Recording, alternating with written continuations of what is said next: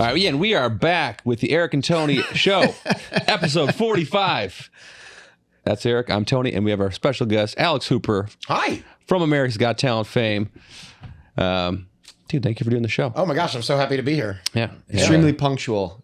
More punctual than us two idiots. We are fucking. yeah. We suck. I tell people all the time, I'm going to be on time, so it's on. It's up to you to be there when I am. There was like a bus broken down on Sunset by the Pikey or the old Pikey, but like then there was another bus like sitting next to it, like, "Hey, are you okay, bus?" And it's like, "Get the fuck out of here! You're taking up like 2 lanes, like just 2." Well, that is common bus driver etiquette. When one bus breaks down, the other buses need to come to its aid to make sure that it's going to get its people. Up, you know, like with each other, like in a parallel parking scenario, not just taking up like 2 of the lanes, and like you know, there's a bunch of look at these 2 buses hanging out together and shit, and you know that, and getting a cake for a birthday party. I think it's just a mode to try to get more people to take public transit. You know, they're showing that there's solidarity between the buses. That if one bus breaks down, don't you worry, another one is on the way to scoop everybody up. Or in case that bus driver gets shot, or because there's a whole bunch of crazy shit going on with the buses. Oh yeah, there's the Metro this past couple weeks, every day it's like this person got stabbed, this person got shot, this person, but they're like, but please write it. Why are people writing? So great for the environment, dude. Like I made the mistake of taking my kid, because my kid loves trains, right? So the Metro trains. When I was living like in Inglewood, you could see them. They go through the back of the park and stuff, and they're just all over like, you know, South Central and shit. But they're not really like exposed here. They're all underground in Hollywood. So I was gonna go take them to see that new like Spider-Man movie last summer. So I went from the Hollywood and Highland station to Universal, and then took the tram up there. So I'm like, this is like a fucking planes, trains, and automobiles thing for the kid. He's gonna love it. We're gonna take the Metro, then we'll take the tram that goes up the hill to Universal Studios where the theater is.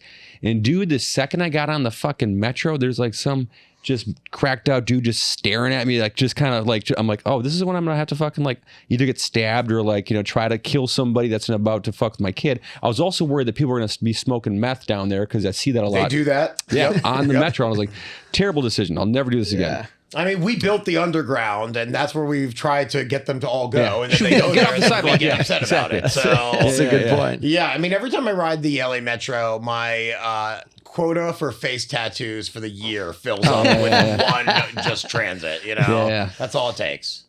Yeah, just that long blank stare, like staring through you and stuff, and you're just like, oh, I'm like in a little tiny aluminum fucking box underground right now, with like someone that has like superhuman strength, because they have like methamphetamines running through there and shit. Yeah, I always have to kind of put on this face where like I'm a very open person and a very kind person, but like I always think like, well, you don't know I'm not crazy. For sure. If you're just looking at me and I'm like, oh, I'm just another rider. So I used to really play that up. Like my parents bring this up all the time. My mom loves to talk about it. But when I was in college, I would ride the Greyhound from Pittsburgh to Baltimore, go from school to back home.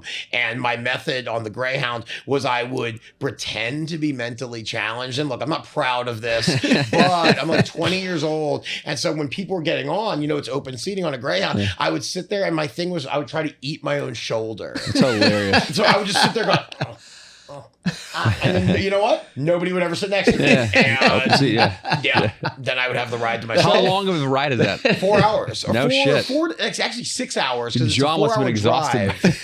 Yeah, it's a 4-hour drive, but you know, the Greyhound's always a couple extra hours on what it is. But bonus hours of misery on it. We took a Greyhound down. That's a life hack if I've ever heard one. I wouldn't go around using that. Like I wouldn't do that today.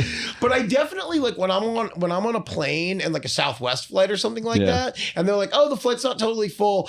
I definitely put on a little bit more of an aggro crazy vibe out there while people are sitting, and just get a little twitchy and a little like, you know, like just I don't make it inviting to sit next to me. Yeah. That's great. I think I might start trying to use that. Just some people just love sitting next to me and like just sandwiching me in and stuff. And I don't know. You're like, hey, how's it going? Come talk and sit down. Don't even sit in that row. Sit right next to me. Yeah, you're like the empty bus. You're like the opposite of that person. I'll take the middle. I love the middle. Oh yeah, it's a chance to make 2 friends, right? Yeah. Yeah. I always seem to get sandwiched in on like a Southwest flight where it's just like I'm in the last boarding group, so of course you're in the middle, and I'm on like the seat with like it should be the people that have to pay for 2 seats, but they're only paying for 1, so there's no armrest. I'm just sitting there like, and you know, being a tall guy, you need an armrest. It's just like otherwise my arms just kind of dangling there, and it's just like it fucking sucks, dude. I really hate flying like middle seat. Yeah, I mean, I can't imagine who enjoys it. Yeah. Some people do. They're psychopaths, you know? Yeah, that's true. They're riding the metro. Yeah. It's like, I'm in the sky. I'm no longer underground. So Alex, I've seen, I think everybody's probably seen your America's Got Talent Roasting the judges. the legendary roast. Hats off to you for, you know, roasting the actual judges on that show. I think everybody secretly wanted that to happen, and then you made that dream come true for so many millions of Americans or people watching that show. Yeah. So thank you. I appreciate it. Thank you. No, I'm happy to be the one to take that gunshot wound to the head. You know, I think definitely I felt like a real life internet troll when that thing premiered. Yeah. And it just did really, really well. What was in your head? Like, I guess let's walk through the whole process of like getting on the show and like the whole stages getting there, and then your thought process of like, okay, what am I going to do? What you know, act or bits am I gonna say to these people? And then you're like, oh, you know what? I'm gonna fucking roast these people. Well, funny enough, so they wanted somebody to roast the judges. Some producer was very upset with what was going on with the celebrity team. Really? And, yeah. So they brought in a few people from the roast battle show to say, hey, we want to do this on America's Got Talent. And I literally told the producer, I was like, no, you don't. Look at this. What are you talking about? You're seeing homophobia and misogyny and like everything, racial material, and you're watching this show going, you want this on a kid's TV show? So my way of roasting is very flamboyant and outlandish. I put on like lavish costumes, and there's a lot of pageantry and peacocking to it. Yeah. So I figured Very like old school jester style. You know? Very much so. And that's kind of how I treated it. It was like, I am the court jester. Yeah. I'm the only one that's allowed to talk smack to these people. Yeah. So in this moment, as long as I don't break character, everything will be fine. And that's basically what I told myself the entire time I was up there, because it was going poorly immediately. The second I made the first joke, it was bad.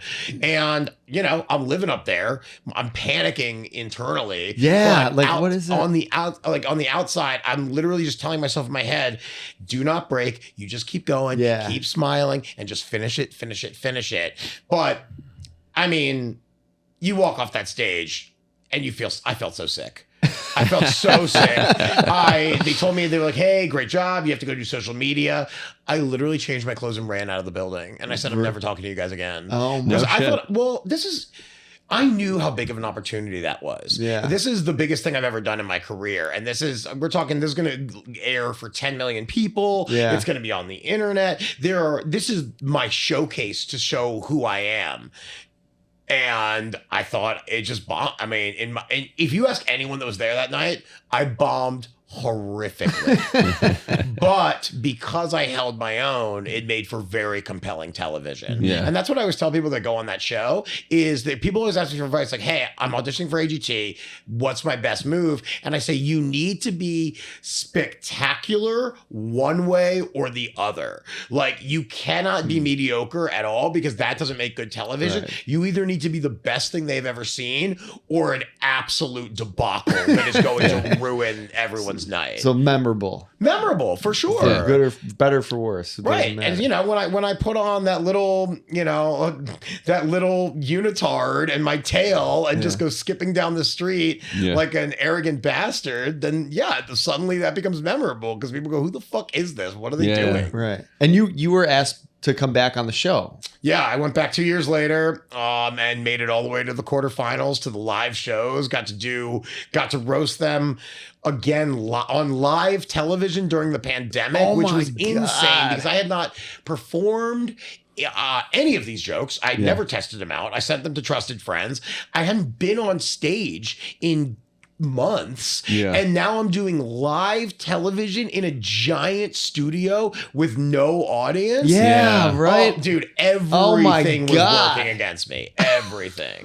But those are those moments when you tell yourself, why have I sat through all of these bar shows and open mics in terrible coffee shops, and why have I sacrificed so much to be here if I'm not going to enjoy this moment? If I can't step up right now, then what business do I have to be here? And so what I've learned about myself specifically from that show is when a moment calls for it, I can step into something else, a different part of me, lose the nerves completely, and just go up there and smash whatever I'm supposed to do. Yeah, that's like the biggest part of performing is just losing the nerves. What you said, like I think so many people struggle with that in all forms of art and performance. Really, it's like the hardest thing to do, and you didn't look like you're nervous, No, but the thing is, I am, and I want to. I got to stress that, like, I think nerves are important. I think when you're nervous, it's because you know this counts, and you are getting ready for something that matters.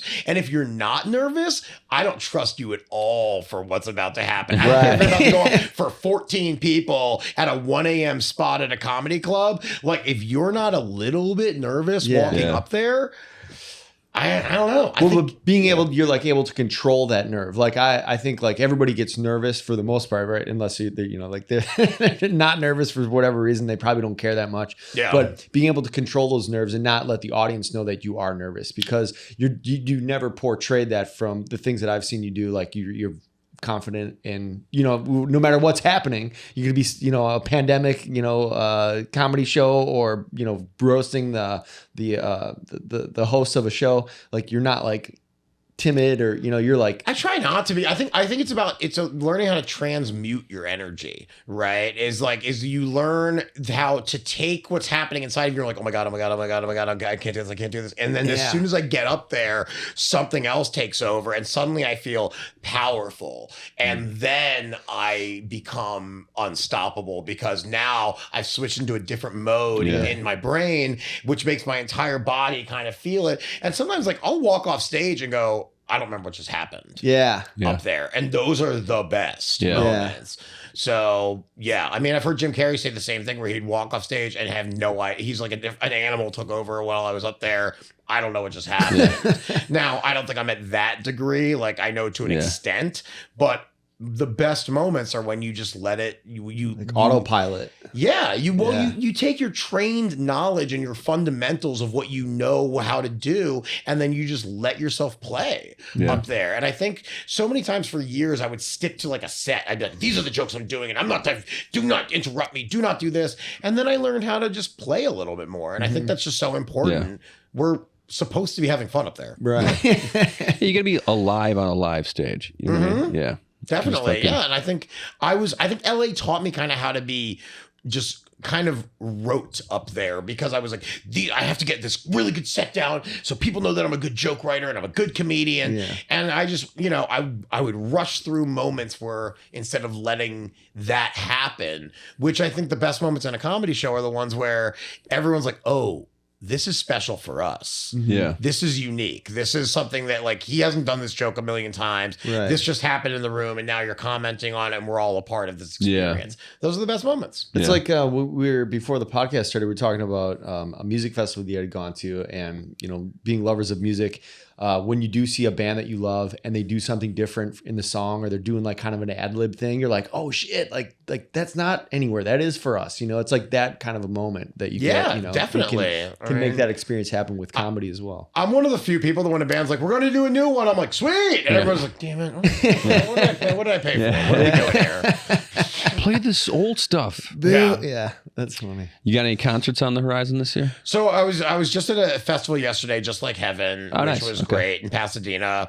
Saw a lot of people that I love: Metric, Metric, Mike Snow, Fantagram, War on Drugs, so much great stuff.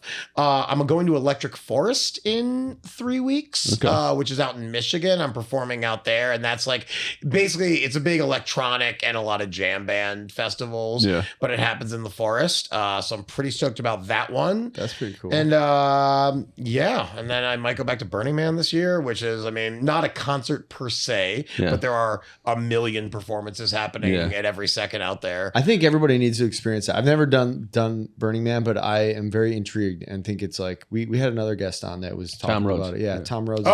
Tom went for the first time last year and had an amazing experience. Yeah, that's what he was saying. He's like, it's something that like everybody should try to rebirth, yeah. experience like once, you know? Yeah, well, I feel like if you are intrigued by what it is, then 100% you should go, because there's a lot of people I know that I'm like, you wouldn't last 5 seconds out there, like, and because it's hard. It's nothing is easy at Burning Man. Once you get out there, it's magical and it's a wonderful place to be, and you're experiencing these amazing, like, life-changing moments nonstop where you're looking at things going, how did that get here? Who put this here? What is it? Who are these people? What is happening here? Yeah. But it's so off the beaten path and off the grid that, if you're intrigued by that shit, dude, go, because whatever you think it's going to be, it is so much more than that. Everything you want to do out there. Like, I remember I learned how to hit a slap shot at a hockey camp one day. What? That's a thing. Like, I look in the book one day, I'm like, what kind of activities are going on at 3 p.m. today?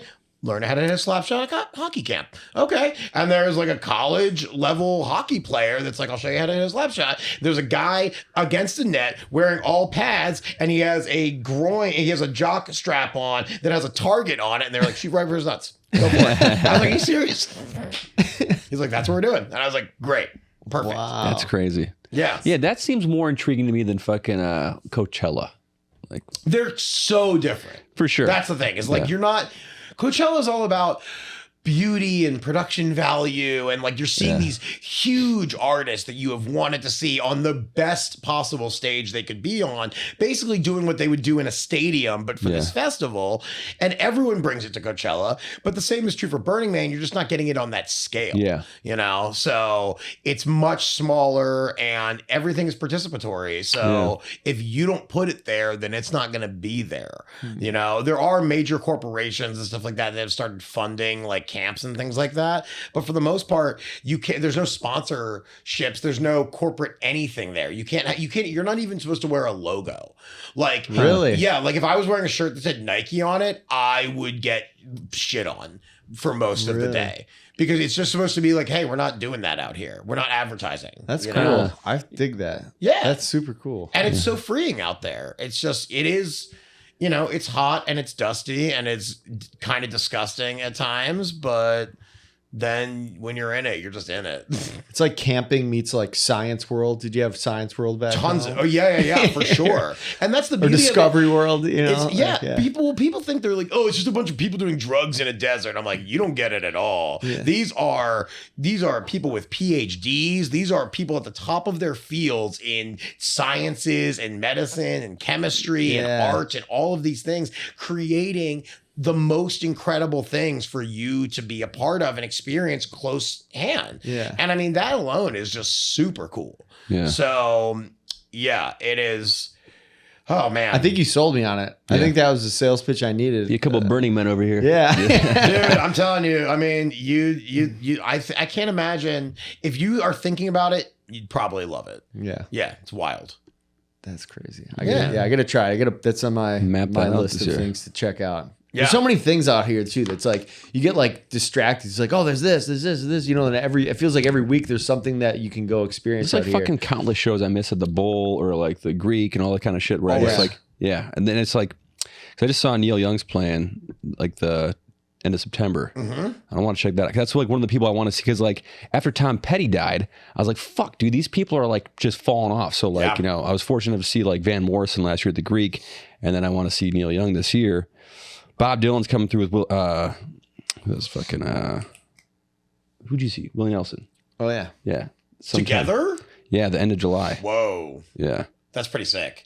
Yeah, I mean, I think that, we live in a land of spoils, right? Sure. And all the time, my friends, like my text thread of like my really close friends, we go to a ton of concerts and festivals together. It's like, did you get tickets for this? Did you get tickets for this? I'm like, I am so poor at this point. I cannot afford more and more and more of these. There are times when like, yes, that is what I spend the majority of my money on. And I have concert tickets lined up for months and months. But like other times, like I'm just like, I can't keep dropping $100 on these tickets and everything else, you know? Yeah, if you're lucky, it's 100, and then if you want to get anything to drink there, it's like $18 for a beer, and like it adds up really fast. Cost, you know what I mean? Like anytime you go to like a game or like a concert, yeah, like, baseball you got to game, spend at least same $100 thing, on $18 like, beers, all that shit. Yeah, like, and the thing is, like, look, you do it for the experience, right. and you pick and choose what's important to you and things like that. And at this point, I've been such a like entertainment live experience junkie for the past 20 years of my life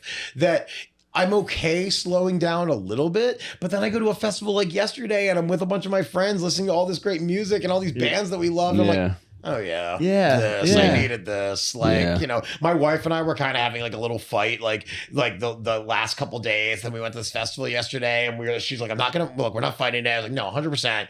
And by the end of the night, we're not fighting at all. In fact, we're just so like cuddled up together and having these moments of like, oh, this song. Oh, remember in college we used to play, and then everything's better when we get home. We're like, well, all right, we needed that, All we needed was to do a little bit of drugs and watch some great music with our friends in a field, and now we're fine. Get back to our roots, baby. That's so true.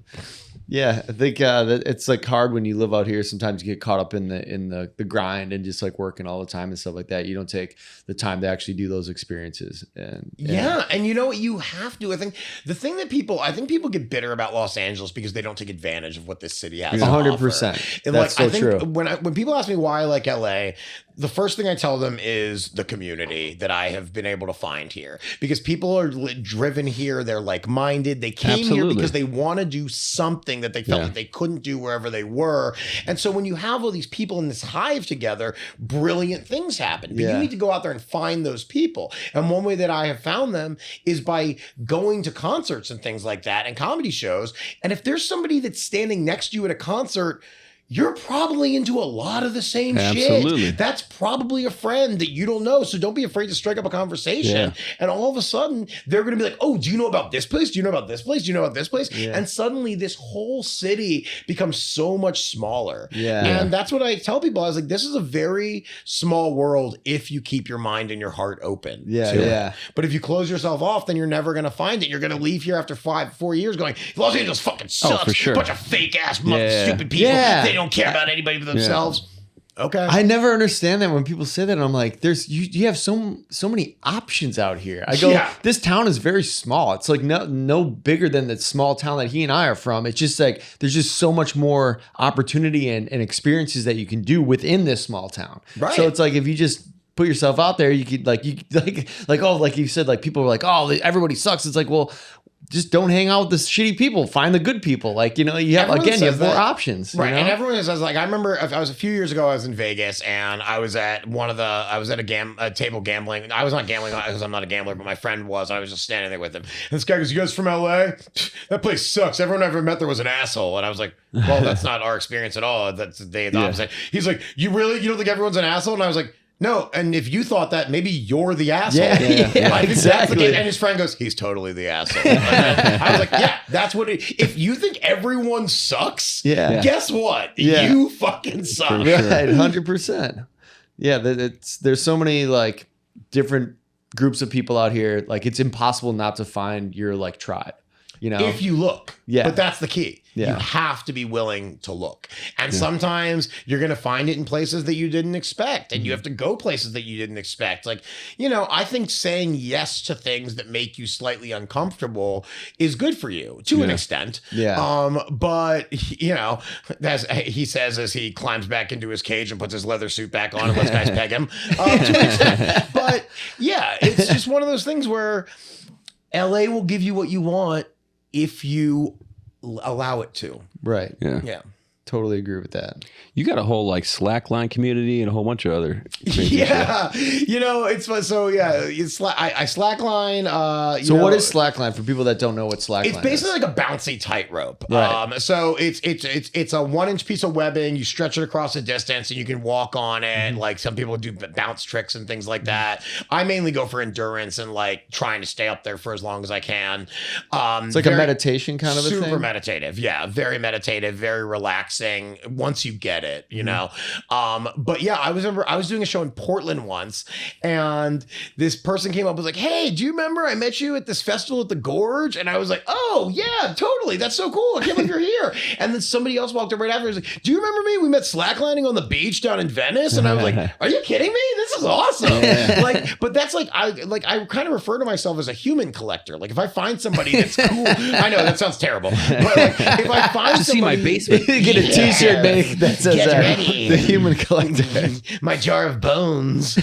But if I find somebody that I really jive with and I think is cool, I'm like, hey, where do you live? If you ever see me coming through, let's go get lunch. And if you want to come to a show, just shoot me a message or something like that. And because of that, I've built this really cool community of fans that are very aligned with the things that I am. And then eventually, you know, that's what you're looking for. You want to walk into an audience and have people that know who you are and are ready to for whatever you're going to do. Yeah. You know, a lot of my crowds are still very mixed, where I have a few people there for me and then a lot of people are there because they got free tickets to a comedy show or whatever, which is fine. I'll convert some of those people too.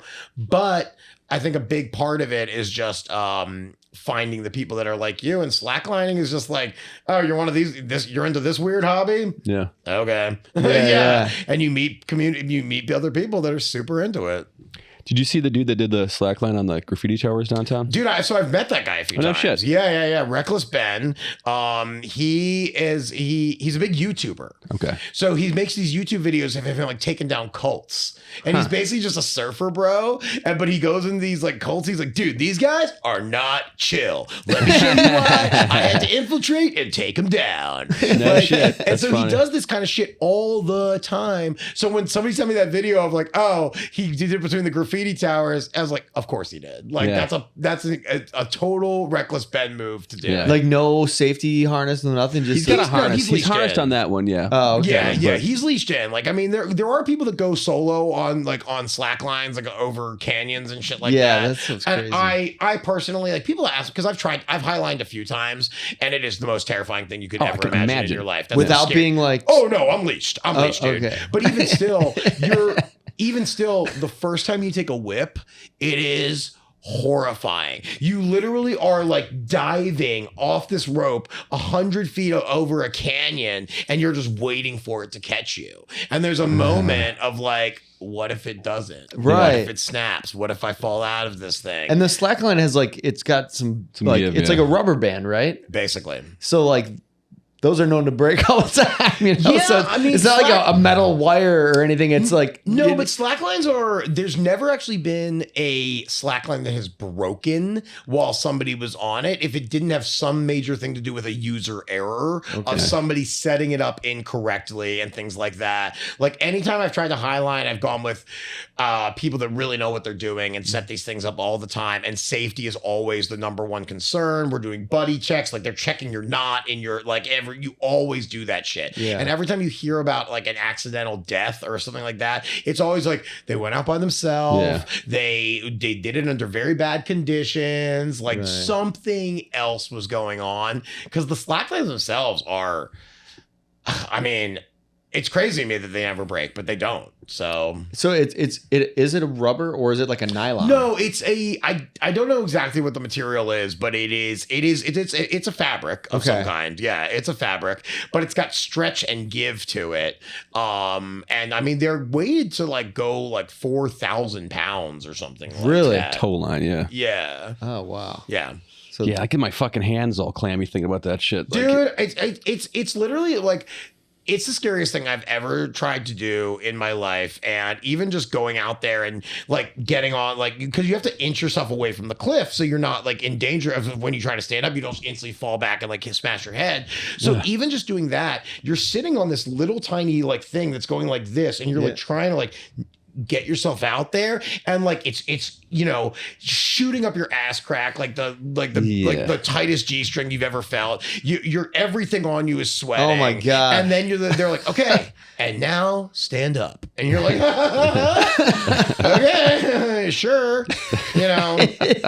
Fuck that, dude. That's crazy. How did you get into that to begin with? I found it at a music festival many years ago, 2016. I was tripping on acid, as most of my hobbies As go. one does. Yeah. Right.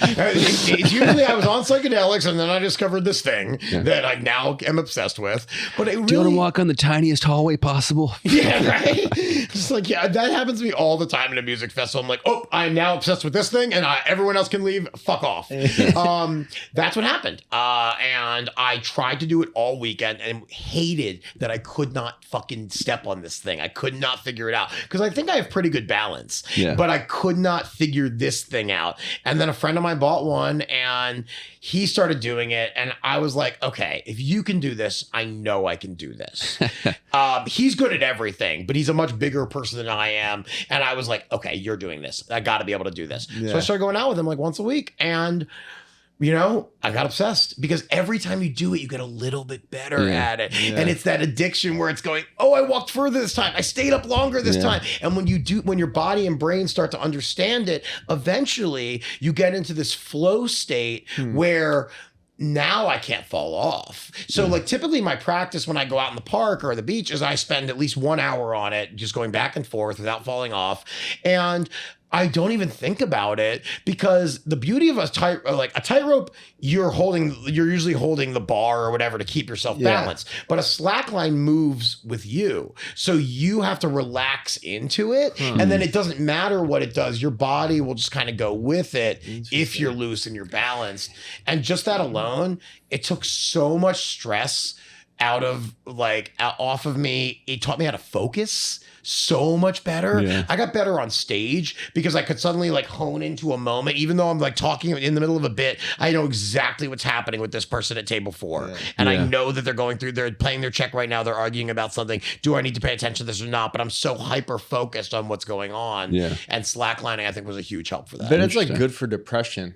Because you have to like focus on something else other than what's in your own mind, you know, like that maybe getting. It's hard to be depressed when you're balancing on a slack line. Yeah, you know? I've had some moments where, so like especially like a song will come on, like 'cause I usually listen to music, and like a song will come on that means a lot to me, and will have some lyric that hits me where I was like, oh, that takes me back to this very specific moment in my life. I've cried on my slack line multiple times, which I can't imagine what that looks like. I'm in Hamilton Park, and people are just walking by, and I'm just like, like crying, but like still walking back and forth, like the saddest clown you've ever seen. And you don't have to do it super high. You dip, like typically people do it like low, like lower to the ground. I set mine up about 5 feet high, and when I'm on it, it's about, you know, in the very middle, it's like a foot off the ground. Right. Maybe, yeah. Because it like dips down and then you go back up. But no, I don't do it super high or anything like that. Because honestly, I'm not trying to hurt myself. Yeah. Right. Just trying to get into that zen. I'm trying to relax and meditate and just breathe, like just get shit out of me and just be in the sun, be in the park. It's a beautiful thing to just be in a park while everyone else is like, you know, sitting on a blanket with their girl playing guitar. People are having a picnic over here. There's a birthday party over here. And then I'm just fucking, you know, using the trees. Yeah. Do you ever do any like backpacking in California or hiking, any stuff like that? A little bit. Like I just got back from Alaska. Wow. So my brother lives up there. Him and his wife are working the park ranger service in Denali. Cool. And I go up there. I've been up there. I think this was my third or fourth time up there. I think it's my third. But when I go up there, I do shows. And then he takes some time off from his job, and we spend a few days together doing stuff like in like the back country. Or this time when I went up there last week and a half ago, we went to this part of Alaska called Cordova, which is it's basically, it took 7 hours of a ferry ride to get there. It's only accessible by plane or by boat. And then we just literally spent 5 days hiking through forests and mountains, staying at tiny little remote cabins the entire way. Gorgeous. I mean, so amazing. Beautiful. Yeah. The bears are hibernating at this time of year still? We didn't see any bears. I did see 10 moose, live moose, which I had never seen before. They're so big. They're so scary. My brother's had 1 million bear encounters. I mean, tons of them. Yeah, as a ranger. And so he's just used to it at this point. But I didn't see any bears. Saw a lot of bald eagles. a lot of stuff like that. He's so good, like, because he lives up there and he's so good at pointing things out. He's like, bald eagle nest right there. I'm like, where are you even looking at? He's like, if you go right over the mountain through that tree, do you see that giant? I'm like, what? Okay. You guys do any fishing? I didn't do any fishing up there. He has done that before. Like at his wedding up there, like they made in this lodge up there. It was like 50 miles down a gravel road to get there. I mean, really in the middle of nowhere. And they served sockeye salmon that they had caught, and also caribou. One of them which they had killed themselves, and the other which they're part of the roadkill list in Alaska. Okay. So when something gets hit, they get a phone call. Hey, can you come get this thing? And then they get to keep keep it. So essentially, each year, a couple times they'll get a phone call. Hey, caribou on the side of this highway. If you want it, it's yours. And they'll get 150 pounds of meat. Jesus Christ. But then they got to clean it themselves. Right. They got to quarter it. They got to do all the dressing. So it's work. But then they're like, yeah, but we just fed ourselves for a year. Yeah, yeah. So it's a good trade-off. Yeah, I think. The best part about being in Alaska for me was I turned off my phone for 5 days. I just went airplane mode and just like I was using it to take pictures and little videos and stuff. But you basically tap out of the world. You're like, I'm checking out. No one can get to me right now. And it's so wonderful for a few days to just not think about it. Because then, dude, turning it back on, you're like, God. And as soon as you turn it on, boom, boom, boom, boom, boom, boom, boom, boom, boom, boom, boom. Hey, you got to fill out this paperwork for this. You got to do this. You got to do this. You got to do this. And you're like, oh, yeah, people need me. Isn't it crazy? Like, we grew up in that generation where that didn't exist. You know, and then like now all of a sudden it's like you can't get away from this shit. You can't. I mean, we are at work 24 hours a day. Yeah. And it is unfortunate that we have fallen into this trap. And honestly, I don't really know how to break it. Yeah. Because there's times when you're like, I'm like, why am I checking my email at 9 p.m.? And it's because you don't know when someone's gonna get, hey, we need you tomorrow morning for this. And then you're like, okay, like how many times have you like lost a gig because somebody texted you and like, hey, can you do this thing tonight? And then you text back an hour later, yes, I can. Oh, we already found something. Yeah, right. So then you feel even more inclined to be on your phone, and it's a trap. And dude, I don't really know how to break it. Do you feel that social media has like kind of helped your career, or like do you think it's like an advantage or a disadvantage for people coming up now? Or I would blow up social media so hard if I could. I never wanted to be on it in the first place. Yes, it has helped my career in some ways, but it has also caused me so much mental anguish to try and break the algorithm or get it to agree with what I'm doing, that it's just, and then you watch other people, you're like, this is terrible. Mm-hmm. But you're selling out now because you figured this thing out. It's just part of adapting. And I think it's so as an artist, our main job is to create products, ship them, but it's also to adapt to what is happening with the times. Yeah. And my wife likes to tell me, she's like, you want to have a comedian's career from 30 years ago. You want it to be all talent based and you recognize what you're doing, and things are just happen for you because people. And it's like, she's like, it's not that way anymore. You have to self-start. You have to do everything yourself. And if you're not willing to do that, then maybe you chose the wrong business. And dude, even like 5 years ago, pre-pandemic, I mean, like just the thought of putting videos on Reels was like taboo. Like, oh, why would you expose your material before someone comes to see you and you're just giving away your shit? Now it's just like, oh, you're not putting enough fucking clips up. You know what I mean? Like, it's in that little 4-year window.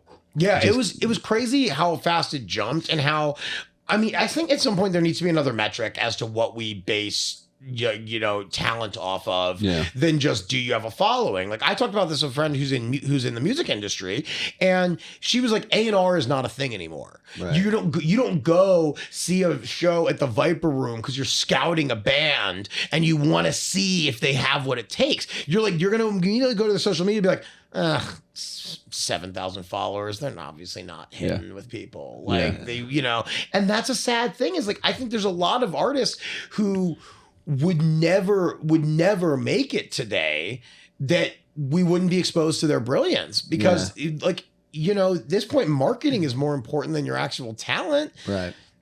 And that's kind of scary. Like, you know, you could be 1 year into whatever artistic endeavor you're doing, have something blow up, whether it's a painting, a song, or something. And they're like, great. Do you want to headline this place now? And you're like, but I have one song. And they're like, you'll figure it out. We'll get you. Yeah. I mean, as far as like trying to find artists, it is kind of nice to be able to look online and see somebody that doesn't have, that's always like intriguing to me when I'm like, you find somebody that no one really knows and they're like brilliant. You're like, holy shit, how does no one know about this? You know? Right. And you're like, oh, this guy's only got like, 20 likes on this video that he posted of this song that he did. I'm like, how does no one know about this guy? And it's sad that when they don't know about it, but I mean, I think about myself and like, I used to go seeking out new music. Like I used to like, okay, if I love Block Party, then who are bands that are like Block Party in that vein? And let me go listen to all of them and I'll showcase this to all my friends. I'm like, guys, I found these 3 new bands. You got to listen to these songs, blah, blah, blah. Now I just take whatever the Spotify algorithm gives me. And again, I'm enslaved to an algorithm playing into its shit, going like, oh, like, well, okay, I like this. I don't like this. I like this. And I still I have to rely on my friends for a lot of things because we have like a shared music text thread where we send in links like every day of like, I found this, listen to this set, let's watch this. And that helps me a lot to find new artists because now really, I mean, that's just what's happening is like, like I think about how I watch YouTube.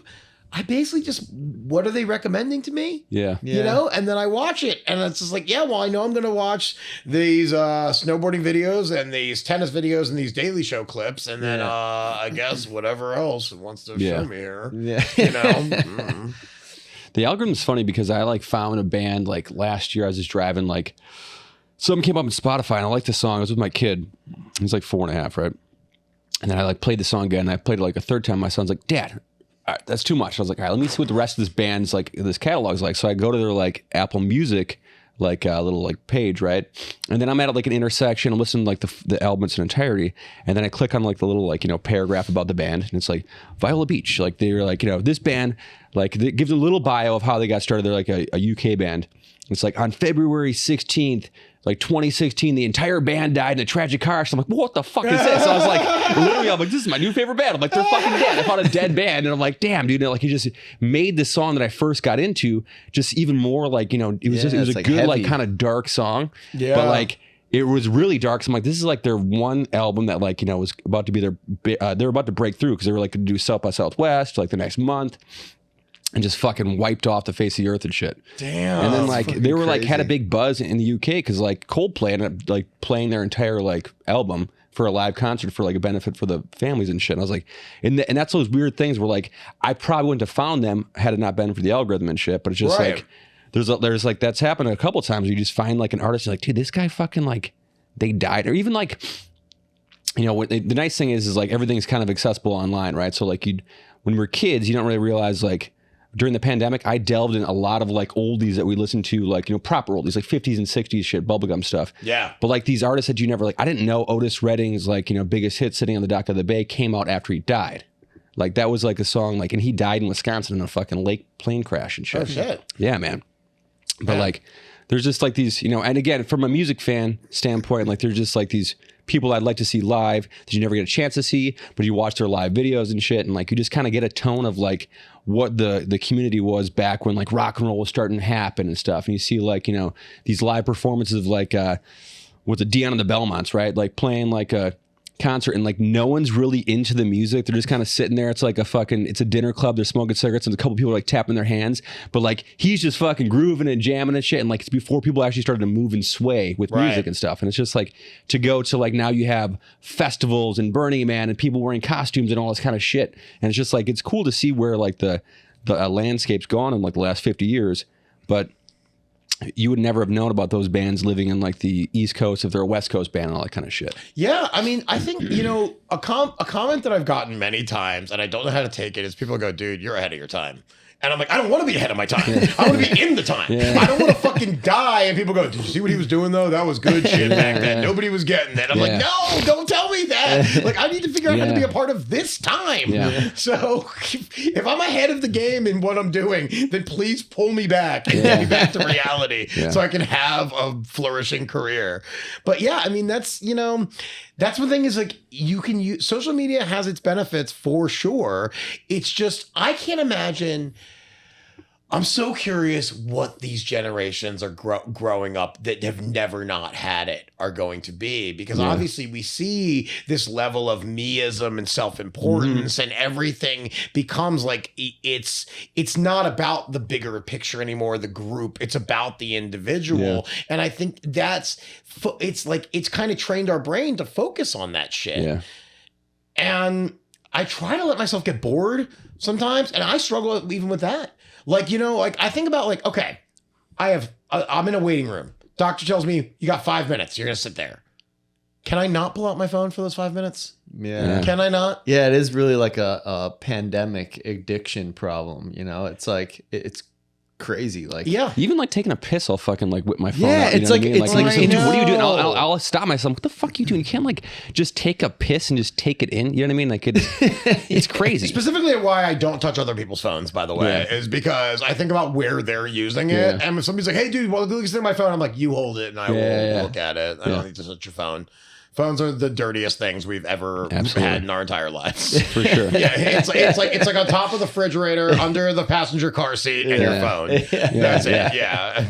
The bottom of your shoe and your fucking phone. I think that's like kind of the cool thing about podcasts too, is that it forces you to be present. And there is no phones. No one's whipping out their phones and being distracted. You're having like an actual conversation, which seems to be like something that is lost like more and more, as years go on with this. But isn't it funny that we need to do this to have that conversation sometimes? We need microphones and cameras to have a conversation.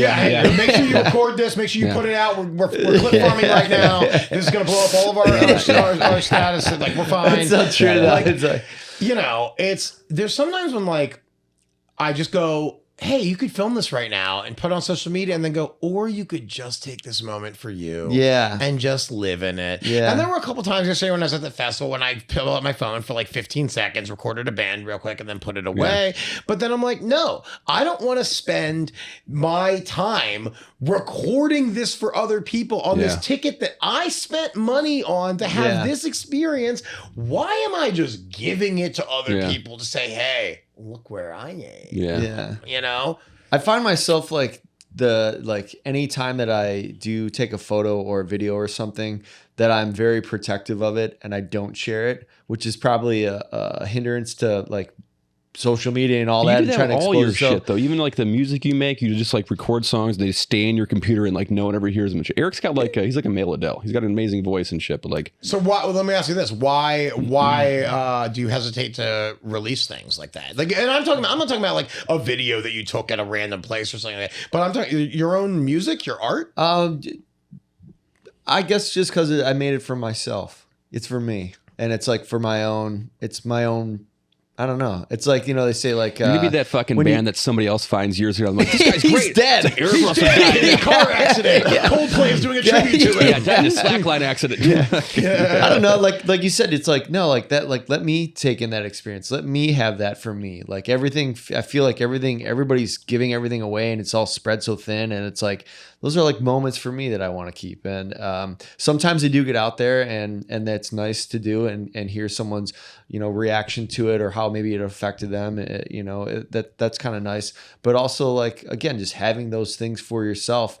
I don't know. It's almost like a diary, like I get that, where it's like, it's my stuff. Like, well, I do think it's important to have art that you keep for yourself, but I also think it's important, especially if you are making music that might affect other people, that somebody might find one of your songs and go, oh, I needed that today. Yeah. I really needed to hear that today. That was gorgeous. It spoke to me. Whatever it is, like my philosophy with like stuff that I'm trying to release is create it, release it, stop giving a fuck. Because so often I'm like, is this any good? Are people gonna like it? Like, and you just get in your own head all day, and then you hold on to projects that will never see the light of day. Yeah. And that's why, like I said before, like an artist's job is to create and ship, because you can create all day, but if you're not shipping things things for people to find if you're not releasing it in some way so people can hold it, watch it, listen to it, whatever it is, then you're kind of doing a disservice to the people who really like you. And I'm not saying don't hold on to things for yourself,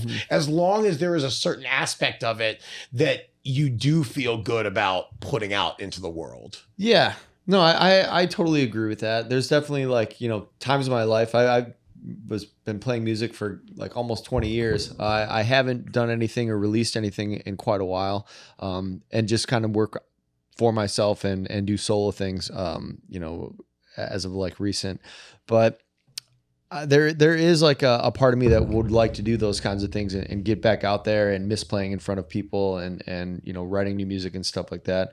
But then again, it's like also like just not putting yourself out there to be judged or get anything back from it. It's just like, why am I doing music? Or why am I creating? Is it for someone else or is it for myself? And I'm a selfish artist where I was always doing it for myself because I like the feeling of creating something from nothing and then having it and then putting it in my little box and like leaving it there. Like, sure, I get that. You know what I mean? Like it's my like.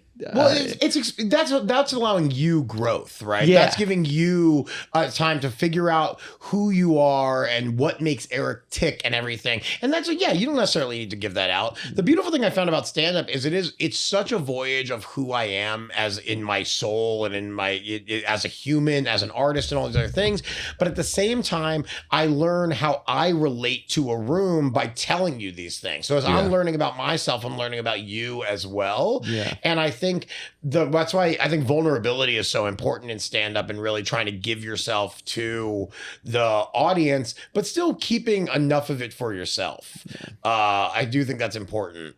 So I think like as long as I guess I get the reason why I maybe don't have the need for that because I'm always doing something creative, and as long as I'm doing something creative, that kind of scratches that itch, so like it could be music at a time, or this podcast is another creative outlet, and then like designing things, graphic design, doing like drawings and all sorts of things like that. So like I'm always doing something creative. So I think that's like the thing inside me that I'm always doing regardless. It's just like in different facets or mediums, and whether or not I'm putting it out there. Like this, for example, it's being put out there all the time. Sure. It's a creative outlet. Everyone can see it. But then other aspects where I'm still being creative, I kind of keep to myself. And then, so I kind of have my cake and eat it too, I feel like, I mean, I gotta tell you this. And Tony, I would like you to comment on this too. I'm so jealous of you because I feel like so much of stand-up relies on outside validation for people to see what I'm doing and go, this is great. I want you on this show. I want to bring you to this club. I want you to be in front of this audience and things like that. And we can make things for ourselves all we want. But at a certain point, we need other people to go, yes. Yeah. See it, got it, let's go. Yeah. More you here. Yeah. When you're writing jokes, like, do you ever like write something and you'll just fucking start laughing your ass off, or like laughing your ass off while you're writing it? Like, this is so fucking stupid and funny. Like, I fucking love this. I hope so. Yeah. I mean, that's the goal is like, if I'm getting lit up while I'm just thinking about it, then I know I have something special. And other times it is something stupid. I tried to write a bit a few months ago about how it's basically impossible to return a vacuum cleaner. And it was it was literally just making me laugh in my head. Because I was like, hey, this thing sucks. And they're like, great, that's exactly what it's supposed to do. And I'm like, no, it doesn't. It doesn't suck. And they're like, great, then it sounds like you got a good purchase. And I tried to make a joke out of this because it was making me laugh so hard. I did it on stage like 3 times, and audience was just like, what? Like, and I was like, all right, fine. This one's for me, I guess. Yeah. Returning a vacuum cleaner is for me. That's my joke. I'm keeping that one. Yeah. I think like all that stuff. It's fucking great though. I love like that's why it's so much fun to like all the people that we've had on this podcast are doing something. They're creating something or have experiences that we have not experienced ourselves or have a different perspective on life. And so it's always great to like hear other people's views on that, like we're all creative in some facet. It's just, how do you, I guess, deal with it or distribute it or, Yeah. I mean, being creative these days is, I think since I say these days, because that's all I know, but since the beginning of time, it is a choice that you make where you are asking for hardship. You're asking for other people to basically say, I see what you're doing and I recognize it. And yeah, we have all the tools now. And it's one of those things where it's like, for better or for worse, anyone can do this thing now. And there was a, you ever watched that Exit to the Gift Shop documentary? Yeah, the Banksy one? Yeah. So there was like a great quote in there at the end. Banksy's like, because it's basically what's the fucking guy who's like, he brings under his wing. Mr. Brainwash. Yeah, Mr. Brainwash, yeah. And like, just you could tell Banksy wasn't happy the way he went and commercialized it and shit. And he's like, he's got the quote that he's like, I used to tell people that everyone should do art. I don't say that anymore. And it's just like, yeah. And fucking Mr. Brainwash has like he's like blown the fuck up. Like he got like a standing exhibit here in LA and shit. And like people like bought into it, but no one really gets that he's just kind of a joke on that whole thing. You know what I mean? Like there's Banksy who's a true artist, and there's this guy that's just like a fucking, he's a phony. You know what I mean? Like, and he might sell shit, but doesn't mean he's like good at what he does. You know what I mean? There's like well, I think that's a lot of art. It's a disingenuous. Right? It's convincing people that you're good at a thing without necessarily needing to be good at the thing. Right. And I think that's what has happened so much in like, I if I could do my whole career over again, I would I've been doing stand-up for 15 years. I wouldn't do stand-up for the first 10. I would just be on social media, building a following, convincing you that I was going to be the greatest stand-up of all time. Yeah. And then after 10 years, when I built enough of a following, then I would start doing stand-up. And everybody go, he was right. Yeah. This is the greatest thing we've ever seen, because he told us many, many times that he would be. And now we believe it. So like, it's just one of those things where can you trick people into them telling you that you're good at this thing, whether you're good at it or not? Right. Okay. You like Donald Trump people, like I'm the best, smartest businessman in the world. Like, I mean, just keep doing it. But the comedians that sell out like arenas and things like that are usually not the comedians I would ever pay to go see money for, right? But they clicked into something, they're doing something right, they have a fan base, and people are willing to pay for it. Okay. Meanwhile, I'm like, this is the funniest person I've ever seen in my life. They're stuck in open mic hell, cannot get booked to save their life because they don't like social media, don't want to play the game of that. And then they suffer because nobody ever gave them the time of day. Because like, that's honestly, it is sad, but people are looking for that now. People are going to go, hey, looks like you only have 20,000 followers. That probably means you're not very good at what you're doing. Right. Yeah. Like, what? That's how we're judging people? Well, I mean, it was like that with MySpace too. And that was the thing. I remember that was like huge for my band. It was like, oh, how many views and listens did you get today? And like, if you went to a band and they only had, X amount of thousand things or streams, you'd be like, oh, they must not be that good because they only have, that was like that numbers thing started like slowly creeping into like society and like how we rank things like back then. I think that was like the origin of all that like liking and friends lists and like all that like weird shit with fucking social media. Yeah, and it's gotten to the point where I think it's got to break at some point. It's got to break because this is not a sustainable way for all of us to continue going on. Like, honestly, like it's just not like it's the most inane shit is getting insane like numbers and followings that then I don't know. It's kind of it takes me out of the stuff I want to create because now I'm trying to create for the internet, not necessarily. And I'm not a content creator. I'm a stand-up comedian. Right, I didn't get into this because I love making it because I love filming and editing and things like that. I'm here for the live. Like just talking on your phone and be like, "Hey guys, this is what I'm doing today. This is me making breakfast." Yeah, dude. And you know what? And I do that shit because and then that gets rewarded. And then I put up a stand-up clip that I'm like, this is probably one of the most brilliant things I've ever done.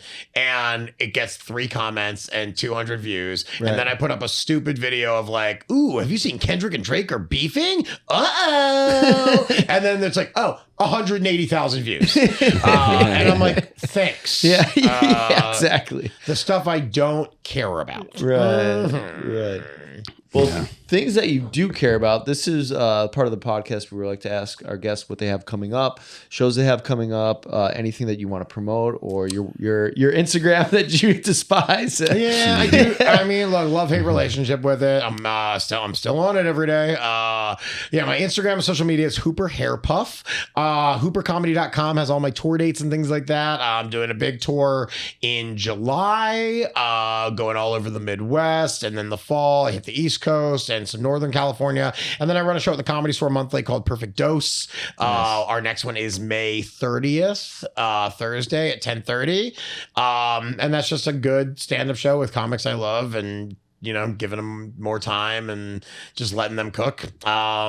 But yeah, I mean, I would say, look, you can hear me on these podcasts, you can watch me on clips. Seeing me live is a whole different experience. I think I have an energy that you are either going to be immediately drawn into or immediately repelled by. And whatever it is, I'm okay with it. Because people are like, I don't like you. And I'm like, that's okay. Because then I'm not for you. Who are you into? And I'll tell you some people that might be for you. Then otherwise, if you do like me, then great. Then if you fuck with what I'm, doing, cool. I'm going to keep trying to create original things and do comedy and art in a style that fulfills me. And, till the motherfucking wheels fall off, whatever else happens, I chose this life and I can't think of a better way to do it. Well, I think you're a great example of a real comic, someone that's like sticking true to themselves. And that's it. My career's over. Real comic, sticking true to myself, not trying to feed the people. You're so ahead of your time. Yeah. Way ahead of his time. Please don't call me a comics comic. The comics comic. Thank you so much again for coming on the podcast. Oh, happy to be here. This was a lot of fun. Dude, I love doing this shit, man. I can talk about this stuff all day long. There's so much we didn't even get a chance to delve into, so we'd love to have you back again at some other point. Yeah, anytime. Because not only did you conquer AGT, but you also conquered cancer, but that's for yeah, my stage 3 Hodgkin's lymphoma came in, saw what it was fucking against, and was like, nope. I'm out. Yeah. I gotta get out of here. Gotta get out of this body. Yeah. Almost killed me, but what a boring way to die. Yeah, right. Like I'm meant to die in such an extravagant way. And dying of cancer in a hospital bed was never gonna be my fucking boring. Forte. Yeah, it's so boring, dude. Like, no. I wanna when I die, I want everyone that was there to go, yeah, we told him not to do that. Yeah. The slack line. Yeah. Slack line death. Whatever it may be. You can find me at Tony Klein Comedian on Instagram and social media. And I'm also competing against your show on the 30th. I have a rooftop show at 8 o'clock. Come my show at the Everly Kimpton Hotel, and then go to Alex's show at 10 o'clock. Is that the one that's on Wilshire? No, it's Yucca. Oh, okay. My bad. I've done another Argyle. Kimpton. I did another Kimpton before, but okay. This one's better. It's a better show. Good to know. Yeah. Eric, where can people find you? People can find me on this podcast, The Eric and Tony Show. You can go to Spotify, The Eric and Tony Show. We post the full episode every Monday, and then the full episode on Monday on YouTube. And then throughout the week, we'll be doing 60-second clips on YouTube, TikTok, and Instagram that I'm super pumped to start editing.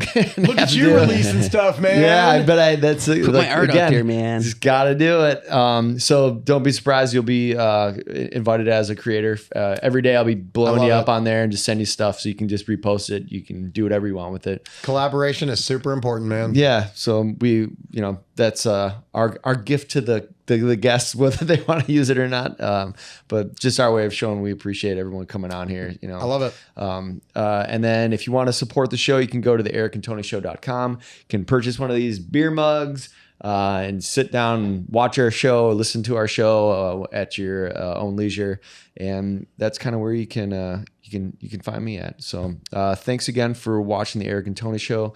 Thank you again, Alex, for being on the show. We appreciate Pleasure. it. We will never be late again. I am forever indebted to you. If there's anything I can impart into a podcast, it's punctuality. Yeah, by all means. If anybody ever has Alex on their podcast, he's the most punctual person ever. I know.